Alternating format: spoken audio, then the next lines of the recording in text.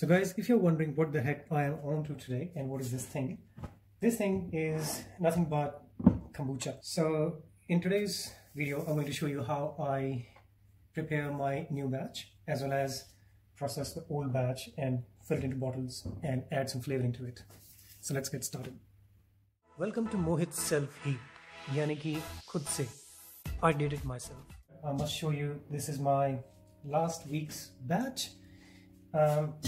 I wait until a week or 10 days until it has properly been done, depending upon the temperature. So as it's winter, it takes a little bit longer.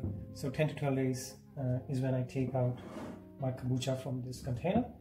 To give you a close-up of what it looks like from inside. You can see there is a layer of scobi, and this scobi is the main ingredient of making kombucha, other than tea and sugar. So let's do it. So first of all, what I need is I need at least 2 bottles. So these bottles are having a rubber lid which tightens up. So I need this bottle because I need to make sure that the bottle is airtight. When sugar in the fruit mixes with the kombucha, it begins a second stage of fermentation where when in airtight container, it converts into carbon dioxide and ethanol. Yes, it does have a little bit of ethanol, which is alcohol, but not in a lot of quantity. So depending upon how much sugar or fruits you add to it, the content of the ethanol is determined. So first of all, let me just take this small bottle and pour out as much kombucha as I can into this bottle, just leaving slight gap above to add fruits. Okay, so I managed to get about 1.5 liters of kombucha from my previous batch. So this is good enough for me for 1 week, and that's the quantity I like to prepare. I don't want to prepare too much because I want to make sure that I keep a fresh batch every week or so. So I'm going to add some fruits in these 2 bottles and start the second stage of fermentation, which takes about 2 to 3 days depending upon the weather conditions. And I will be constantly checking this so it doesn't accumulate too much of carbon dioxide, just to make sure that the bottles don't explode. So what I'm left with now is mostly scobi. As you can see, this is a thick layer of jelly-like material, and this is live culture called scobi. This actually helps fermentation of tea, whether you're using green tea or just regular brown tea, and sugar. Now I've also left a little bit of kombucha in it, just so that the second batch that I start is easy to start processing. Now what I will do is cover this up and get ready with the second batch of kombucha ingredients. So let's go to the other side of the kitchen. So over here, what I'm doing is I've got about 2 cups of water. I boiled that water first, and then I added brown tea in it, just loose brown tea. You can add tea bags if you have tea bags. So my aim is to make at least 8 cups of kombucha. So this pan takes about 8 cups. I already boiled 2 cups of water and put the tea in it for about 10 minutes and let it simmer until it cools down. So now I'm going to add sugar in it. So now your source of sugar can be plain sugar, or you can have brown sugar or jaggery, which is called gur in Hindi. I'm also going to add about 4 tea bags of green tea, which I have got. So for the green tea, you don't need the temperature to be too hot. So you might want to cool this liquid down a little bit and then add your green tea bags in it for about 2 or 3 minutes.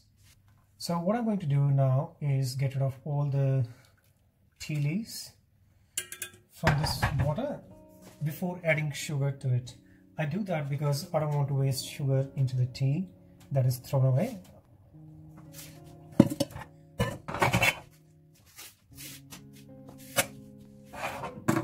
So I've got my filter. You can use any filter you want. I think this one does the job. Now I already have some boiled water in my kettle, and this is about 7 or 8 cups. So I'm not very much particular about how many cups I've added, but I just have rough estimate. So this bowl of mine holds about 7 to 8 cups of water, and that's a good estimate for me. So once I'm done with the estimate, I don't have to do it every week. So I'm going to add a little bit of water to it, so I get all the tea out of these tea leaves.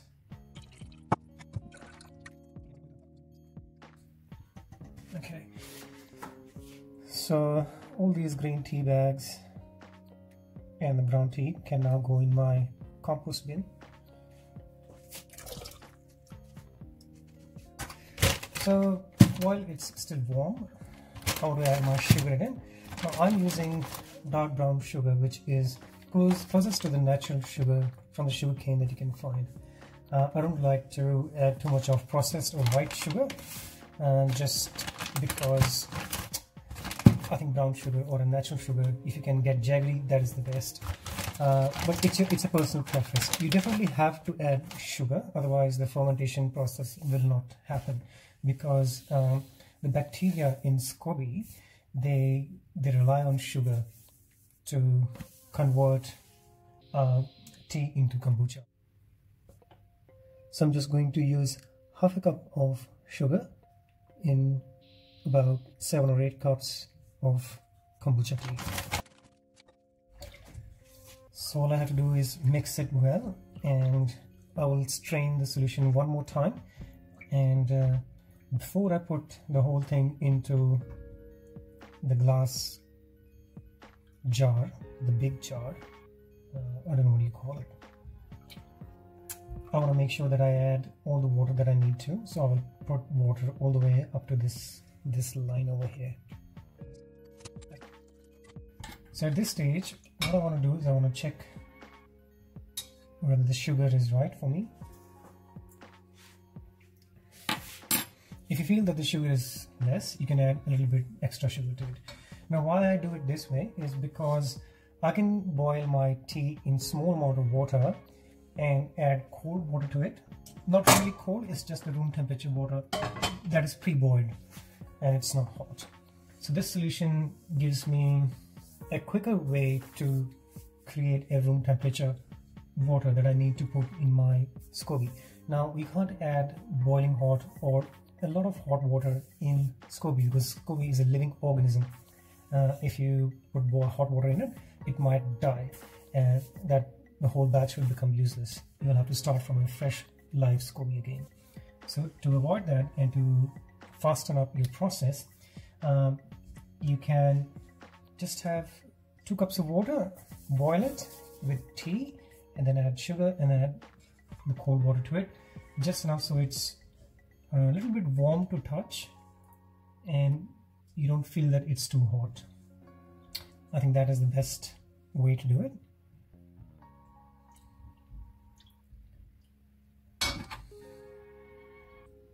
I'll just one more time check the sugar in it.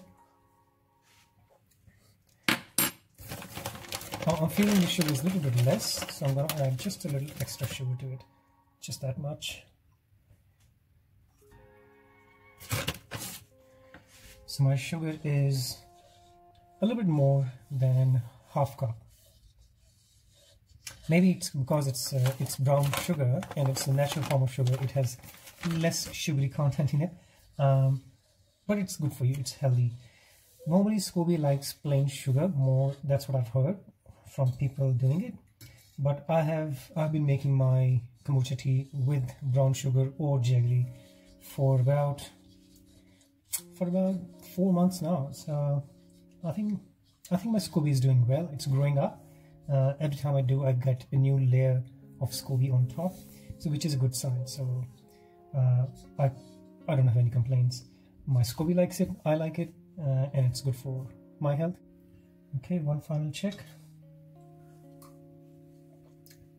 Yeah, I think now the sugar consistency is just right, so it's not too sweet, and I can taste sugar in it. That's where I stop adding more sugar.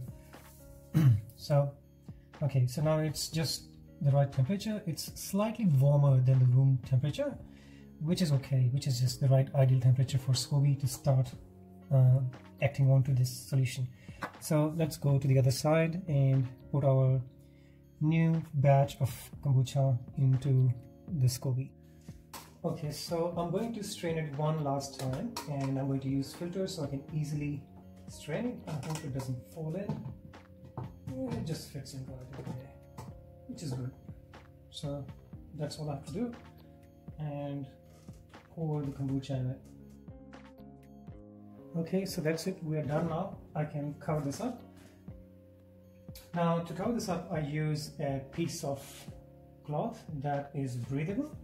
I just want to make sure that flies or fruit flies don't get into it. Scobi needs some air to breathe, because this first stage is where the scobi will take up oxygen, and every now and then, after every few days, I will just open the cover up and just stir it a little bit, just enough so the trapped carbon dioxide bubbles can escape from the scobi, because scobi always forms a layer on the top, and the bubbles get trapped under this layer, and every now and then you just have to get rid of those bubbles so the fermentation process can continue and it doesn't spoil up. You want to make sure that when you start making your kombucha, your surfaces are clean, there's no mold or rotten material around, and all your utensils are clean, so that you don't have any mold or fungus growing in your container. So if your scobi turns a little brown, it's okay, but if your scobi has some white patches or fluff balls in it, green or any black colored fluff balls, that's a sign that your kombucha is going bad, which means it has got some mold or fungi growing in it, and you want to throw away that batch. So to avoid that, always make sure that you use clean utensils and your surfaces are clean, your hands are clean, and that's it. That's all you have to take care of. So now this is in the room temperature, but because it's winter over here, I'm going to keep it just above my kitchen stove shelf. So there's a shelf above my kitchen stove, and I want to keep it there so it gets maximum amount of warmth, not heat. So let's keep it away until about 3 or 4 days. I won't touch it because it's cold. I know it's not going to prepare that fast. So after 3 or 4 days, I will check it one more time, and then another 3 or 4 days, I'll check it again, and then I will taste it. The taste test is the test when you tell that your kombucha is ready, or you can have, there are other ways of testing it as well, which is a pH level test, but I don't really do that pH level test. It's not what I need. So you can tell by the taste of kombucha that it's ready or not. So when it turns a little tangy, which is like a lemony flavor, then your kombucha is ready. Some people like it a lot tangy, some people like it a little sweeter, but I think when you start losing the sweetness, that is the time you have to start making a decision whether you want to leave it for a few more days to turn it more tangy, or do you want it to just consume after that. So once that's ready, that is your beginning of the second stage, which is what we did today. We took all the solution out of this jar, this container, into bottles. So this is the bottle, and this is tangy enough for me to consume right now straight away, or I can start with the stage 2, which is airless fermentation, which is like converting the kombucha into a little bit of ethanol to give it the best possible flavor and the fizziness that you get out of kombucha, the natural fizziness without adding any carbonation. Basically, when you process it for the second time in the bottle, that creates carbon dioxide in the solution, and that carbon dioxide gives the kombucha its fizzy flavor. Okay, so enough talking, let's move on and do the second stage. Okay, so just wanted to show you guys, so there goes my kombucha new batch, and that, as you can see, is just above the stove. So it will stay warm in this condition as long as I keep using the stove. And that's it. So now moving on to the second stage, I've got 2 bottles, and the benefit of having 2 bottles or small bottles is that you can have multiple flavors. So today I'm going to add 2 flavors. I think I will use grapes for the bigger bottle because I've got a lot of grapes, and for the smaller bottle I will use cherries. So these are cherries, fresh cherries. So I'm gonna just ferment it using the cherries for this bottle and grapes for this bottle. I also have some pomegranates, so I might chuck in some pomegranates in it, and I'm also going to experiment with a little bit of mint to see how the flavor turns out. Normally I don't use mint, but I just want to experiment and see if mint gives any flavor to it. Okay, so let's do it. All I'm going to do is wash a handful of grapes and cherries and then cut them into small slices, enough so that they can go into the bottle and out of the bottle easily. And that's all I have to do. So let me get it ready. Okay, so now I've got my fruits chopped up. So I've got pomegranate, grapes and cherries. So when you add your fruits, you just want to make sure that your fruits are ripe enough. In case of grapes, you want to have long grain grapes, preferably yellow, and you can taste them. They will be juicy and sweet. You don't want to put raw fruits in there because they will not have enough sugar content in it for it to process properly. So now the final stage, all I have to do is just add the fruits to the bottles, fill them up and airtight them, and put them in the room temperature in the same cabinet where my kombucha container is. So after 2 days I will take the bottles out and try to slowly release the gas, the carbon dioxide gas that has accumulated in it, just to release the pressure and make sure the bottles don't blast, essentially. Okay, so I'll just do this quickly. So now there's a little bit of gap from the neck. I can later on fill it up with some more kombucha in it, and that will be fine for now. As a last final touch, I just want to add some mint. I think that should be it. Now all good. So that's it. All I'm going to do right now is seal it shut so no air can escape. Give it a little toss so all the mint leaves go down into the bottle. Same with this one. It's airtight, solution is mixed. I'll give it a rinse and put it in the same shelf where I have the kombucha batch going on. And after 2 days, I will have a quick check on it one more time to see how it's going.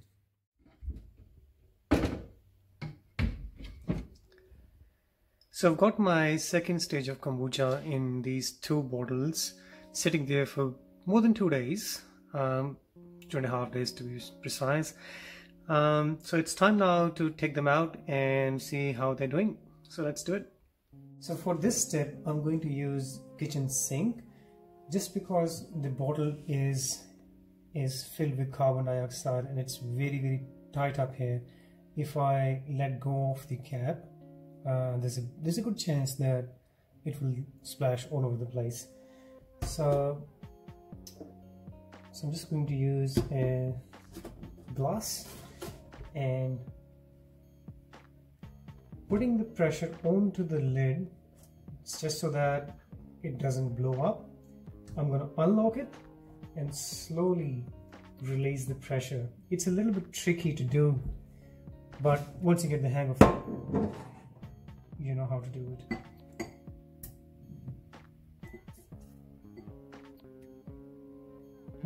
Luckily not enough carbon dioxide in it, but as you can see,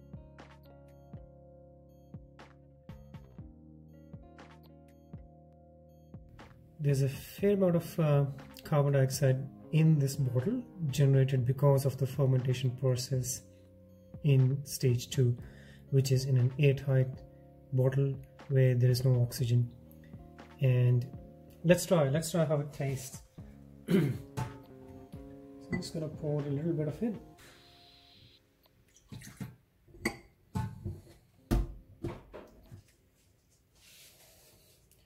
Look at the colors. So the color of this solution is now reddish. It's all because of the cherries that we added last time. So whatever fruit you add into the kombucha from stage 1, you will get the color and the flavoring from that fruit. So let's taste it.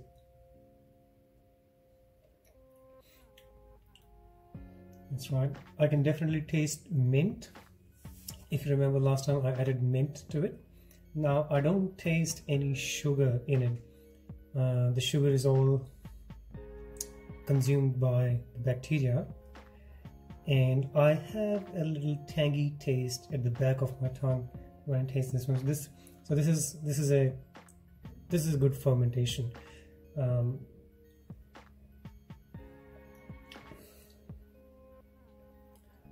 I can't taste a lot of cherries, but cherries already have very mild flavor to it, so it's hard to taste cherries. But the color tells everything. You can see the color of the mint leaves has turned pale yellow from dark green, and so as the color of the cherries have changed from like deep red to pale color. So the paleness of the fruits tell you that it has fermented, and I think I'm happy for this now to keep in the fridge. Now in the fridge it can stay for at least a few weeks. I think it won't stay longer because I'll be consuming this within a week, but for a few weeks you can keep the whole bottle in fridge and it will still be good. I'm not sure how long actually is the shelf life of this thing, but I'm assuming because this is a fermented product, I think it's going to have a lot longer than just 2 weeks.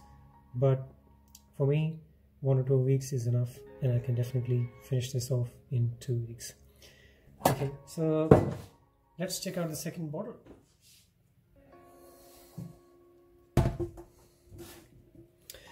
So this bottle being the bigger one, I'm hoping there will be more fizziness in this bottle.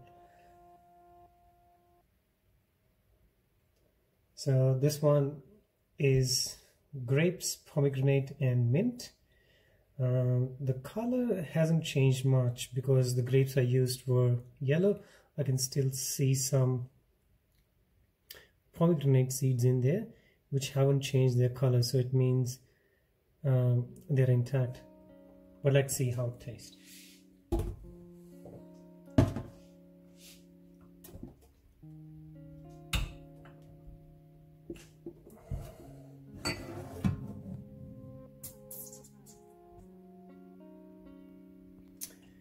Luckily for this one as well, there's not a lot of bubbling up, which means that there is a little less fermentation.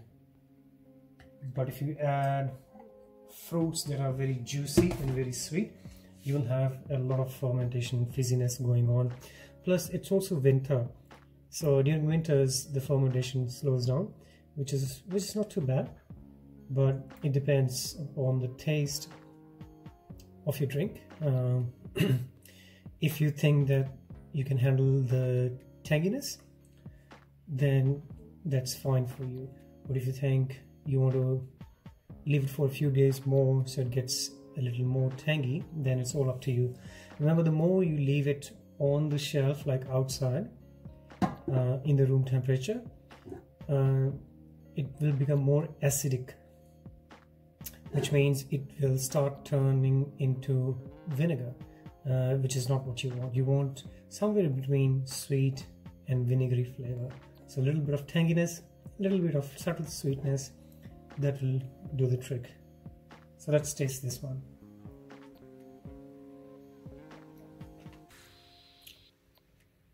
Yep, I can definitely feel the mint flavor. And this one is a little sweeter because of grapes. I think I can leave this on shelf for one more day, and after that I will put that in the fridge, because I don't feel that it's really tangy. So it's more towards the sweeter side, and it will need at least one more day to ferment. So yep, it can go back in the shelf. And my first bottle, I think that is ready, and I can put that in the fridge for consumption. So here it is, and this is all to it. Thanks for watching, guys, and I hope you like it. And there is no hard and fast rule of how you make kombucha, as long as you keep your basics right. So the basic is you want to go through the first phase of fermentation for at least a week or 10 days. As you can see, I've kept a thermometer up here that tells me the temperature. Currently it's definitely below 20 degrees centigrade. I would say 15, 16, 17 degrees centigrade, which is on the lower end. So it might need 10 to 12 days to go through stage 1. And the way you can also tell is like the color of the kombucha, which is black tea, changes from deep brown to opaque light brown, and that is when you can tell that okay, it's nearing your stage 1. So then comes the stage 2, which is having a flavor into your kombucha. All you have to do is put the kombucha from this container into a bottle and then leave it for a couple of days with fruits and whatever flavor you want to add to it. To be honest, I've also tried chocolate once, and it turned out really good. And I still have that chocolate with me, chocolate kombucha, I should say. Haven't used it just because I want to keep it for a while. So there you go. So this is how you make kombucha. I hope you like it, and you can try and post your videos on what you have made, what flavoring you have done, and how you made your kombucha. Thanks.